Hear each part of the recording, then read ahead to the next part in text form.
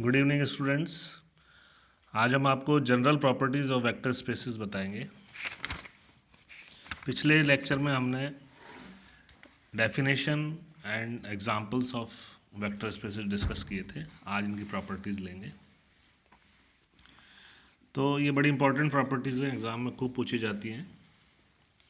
Late V be a vector space over a field F and dark zero be the zero of the vector in V. V में जो zero आएगा उसको dark zero से लिखेंगे हम, और F में यानी फील्ड में जो ज़ीरो आएगा उसको लाइट ज़ीरो से लिखेंगे। पहली प्रॉपर्टी है a into zero is equal to zero. यहाँ पर ए स्केलर है यानी एफ का एलिमेंट है और ज़ीरो वेक्टर है। तो इसका प्रूफ आप देखिए, बिल्कुल सिंपल प्रूफ है।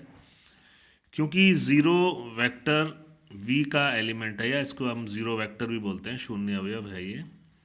तो zero plus zero equal to zero, और अब दोनों साइड आप ए से मल्टीप्लाई कर दीजिए। ए इज़ ए स्केलर यानी एफ का एलिमेंट है, स्केलर यानी फील्ड का एलिमेंट, और वेक्टर यानी वी का एलिमेंट, वेक्टर स्पेस का एलिमेंट। ये आप याद रखिएगा।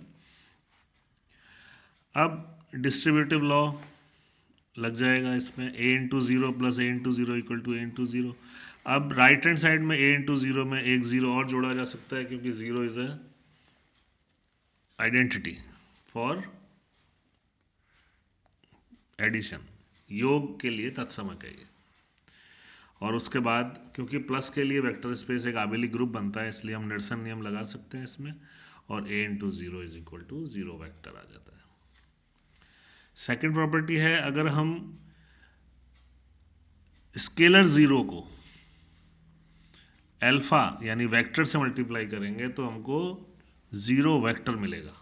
बहुत इंपॉर्टेंट प्रॉपर्टी है ये, वापस सुनिए। स्केलर ज़ीरो को वेक्टर अल्फा से गुणा करोगे तो आपको ज़ीरो वेक्टर मिलेगा। तो इसमें हमने इसका प्रूफ देखें आप बुक में, स्क्रीन पे अपनी। ज़ीरो जो है वो एफ का एलिमेंट है और उसका योज्य तत्समक है। एफ फील्ड होता है, फील्ड में भी मैं आपको बता दूं प्लस के लिए आबेली ग्रुप बनता है।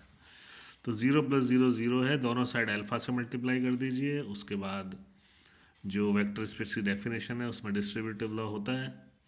तो zero alpha plus zero alpha equal to zero alpha, बाद में एक ज़ीरो वेक्टर से और ऐड कर दीजिए राइट साइड में, और उसके बाद प्लस के लिए निरसन नियम लग जाते हैं वेक्टर स्पेस में, उससे आपको zero into alpha is equal to zero vector प्राप्त होता है। कहने का मतलब है, पहली प्रॉपर्टी में आपने देखा कि ज़ीरो वेक्टर को स्केलर ए से मल्टीप्लाई किया तो भी ज़ीरो वेक्टर मिला। दूसरी प्रॉपर्टी में ज़ीरो स्केलर को अल्फा वेक्टर से मल्टीप्लाई किया तो भी ज़ीरो वेक्टर मिला। तो ये दोनों इंपॉर्टेंट प्रॉपर्टीज़ हैं। इसके बाद है स्केलर ए बी सी को हम स्केलर्स लेंगे एफ के एलिमेंट्स, और अल्फा बीटा गामा को हम वेक्टर्स लेंगे वी के एलिमेंट। इसलिए अब मैं बार बार ये रिपीट नहीं करूँगा। मैं ए बी सी में से कोई भी लेटर आए तो आप समझ जाना कि ये स्केलर है, और अल्फा बीटा गामा वगैरह आए तो आप समझ जाना ये वेक्टर है। अब ए इंटू माइनस अल्फा को हमको प्रूव करना है, माइनस ऑफ ए अल्फा आता है। तो हम लेते हैं equation a into alpha plus minus alpha.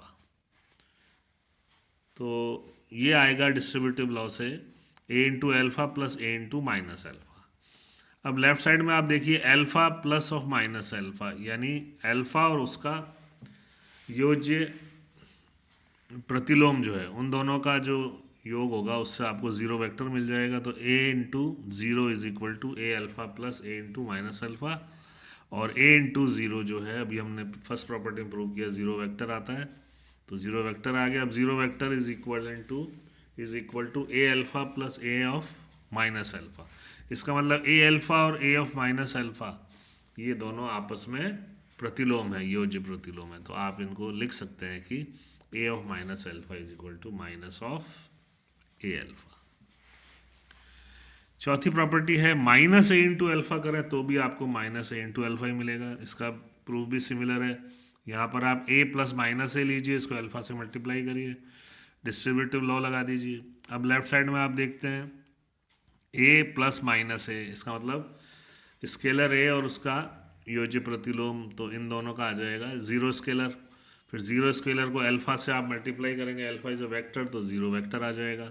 तो हम पाते हैं zero vector is equal to a alpha plus minus of a alpha. इसका मतलब ए अल्फा और माइनस ऑफ ए अल्फा एक दूसरे के योज्य प्रतिलोम है। तो हम लिख सकते हैं minus of a alpha is equal to minus of bracket में a into alpha. Fifth property है a into alpha minus beta. ये आता है a alpha minus a beta, यानी हम ऑलरेडी देख चुके हैं कि a of a into alpha plus beta हम करते हैं, तो a alpha plus a beta आता है। डिस्ट्रीब्यूटिव लॉ को फॉलो करते हैं अदिश का गुणन, ये V3 होती है, यानी वेक्टर स्पेस की ये थर्ड नियम है। लेकिन हम अब प्रूव करेंगे कि ये माइनस के लिए भी होल्ड करती है। तो ए ऑफ अल्फा माइनस बीटा में आप लिख सकते हैं ए और ब्रैकेट में अल्फा माइनस बीटा को आप लिख सकते हैं प्लस ऑफ माइनस बीटा।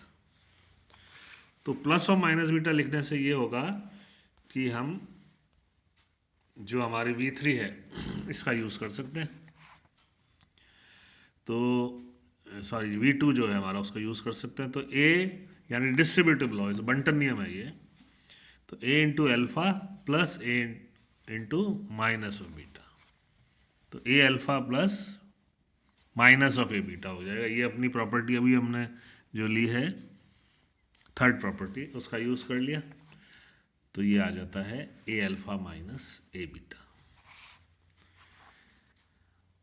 तो ये भी बहुत इंपॉर्टेंट प्रॉपर्टी है, यानी डिस्ट्रीब्यूटिव लॉ जो प्लस पे होल्ड करता है वो माइनस पे भी लागू होता है।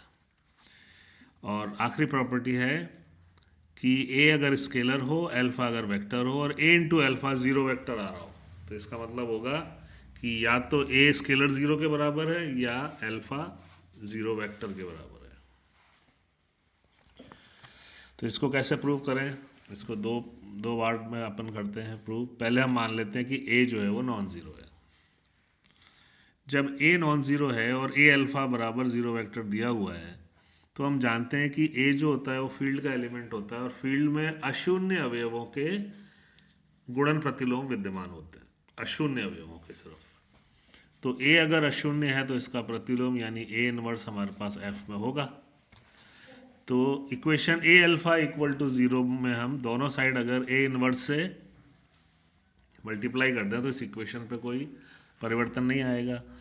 अब इक्वेशन में हम बंटन क्या कहते हैं साचार्यता लगा सकते हैं गुणन के लिए। तो A inverse into A into alpha equal to right hand side में ज़ीरो आ ही रहा है। अब A inverse into A one हो जाएगा, इकाई अवयव, तो अल्फा बराबर ज़ीरो आ गया। तो ए अल्फा बराबर ज़ीरो में अगर ए नॉन ज़ीरो होता है तो अल्फा ज़ीरो आ जाता है। अब हम मान लेते हैं कि अल्फा नॉन ज़ीरो है, तो अब हम सिद्ध करेंगे कि ए ज़ीरो आएगा।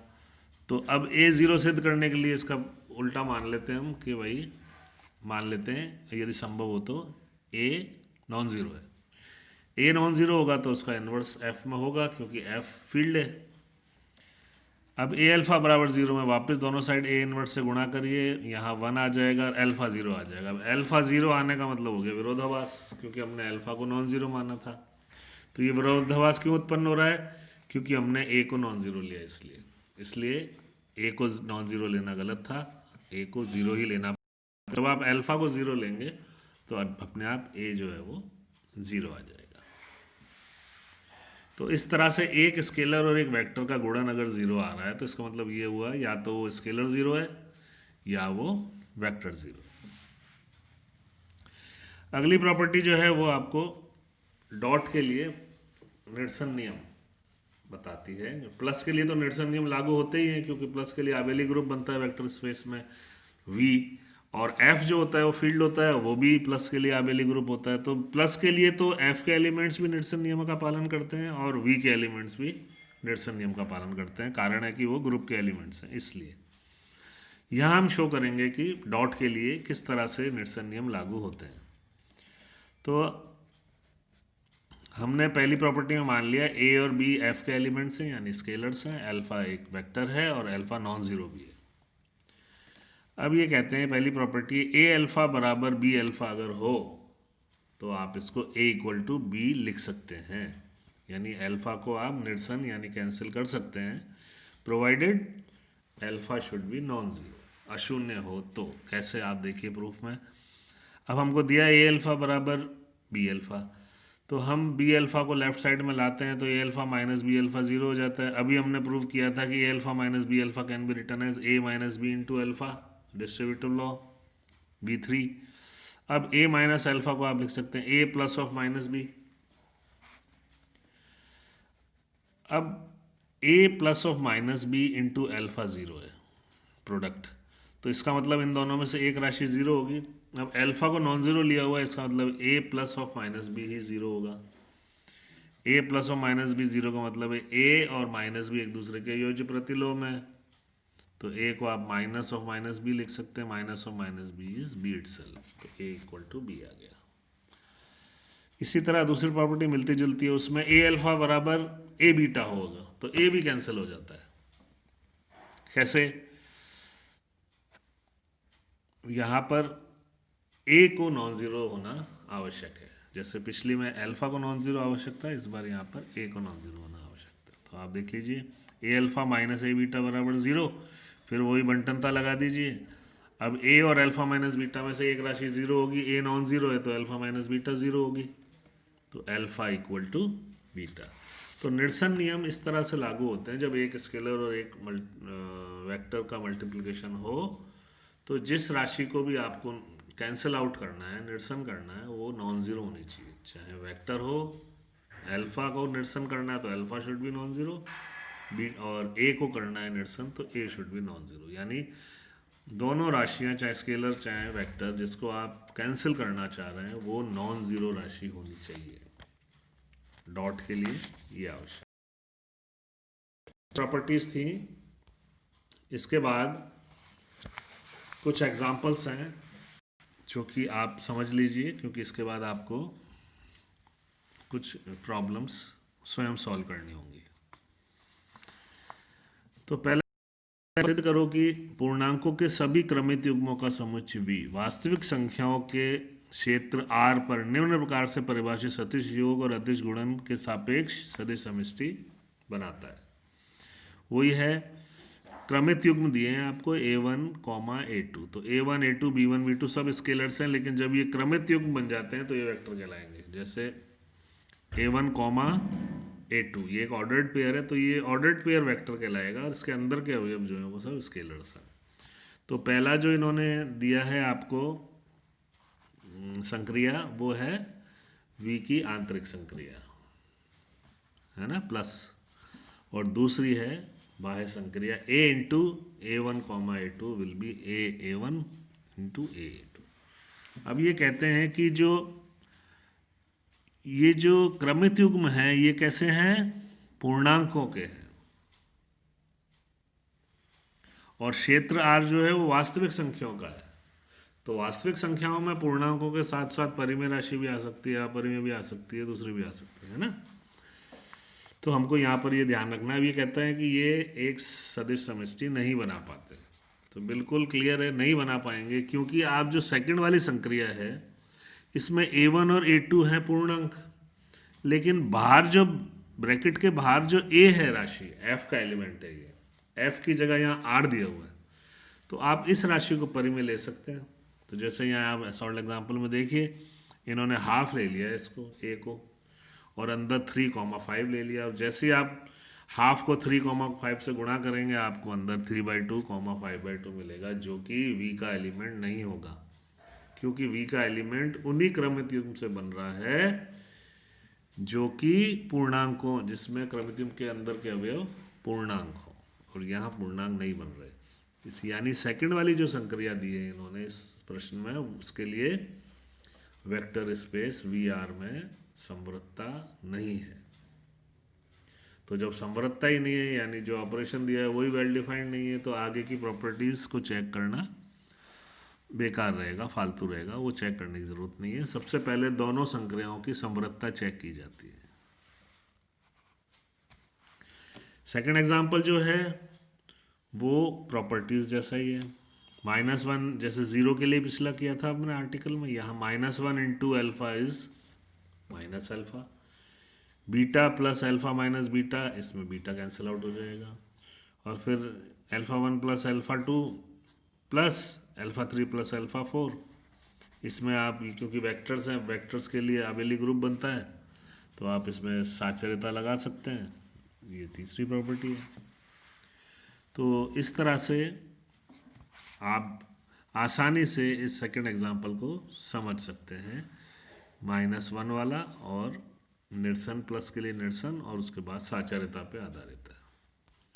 इसके बाद जो आपके स्क्रीन पे क्वेश्चन नंबर 3 आ रहा है, एग्जाम्पल 3, इसमें इन्होंने 5 पार्ट्स लिए हैं। पांचों पार्ट्स में इन्होंने अलग अलग तरह से योग और गुणन संक्रिया समझाई है। आपको इन सभी को, ये इनको 5 सवाल की तरह ले लीजिए आप, अलग अलग पार्ट्स में आपको करना होगा। और v जो है वो वास्तविक संख्याओं के क्रमिक युग्म ए बी का समुच्चय है और f वास्तविक संख्याओं का क्षेत्र है अलाउड है, और f पे भी वास्तविक संख्या अलाउड है। तो आपको चेक करना है इन दिए हुए जो 5 पार्ट्स हैं, इनमें जो संक्रियाएं डिफाइंड हैं, इन संक्रियाओं के लिए क्या वी एफ एक वेक्टर स्पेस बनती है अथवा नहीं। तो ये आज आपका होमवर्क है। आप इन पांचों जो संक्रियाएं डिफाइंड हैं इनके लिए वी एफ वेक्टर स्पेस है या नहीं, और अगर नहीं है तो उसका कारण भी बताइएगा क्यों। ये आपका होमवर्क रहेगा। तो आज आप यहाँ तक इनके कर लीजिए, फिर आगे हम नेक्स्ट आर्टिकल में अनसॉल्व प्रॉब्लम्स लेंगे। Thank you.